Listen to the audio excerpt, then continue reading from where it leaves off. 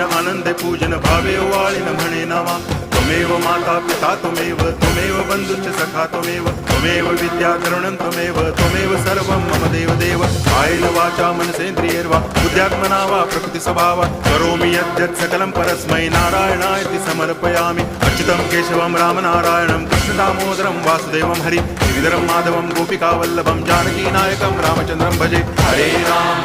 Ram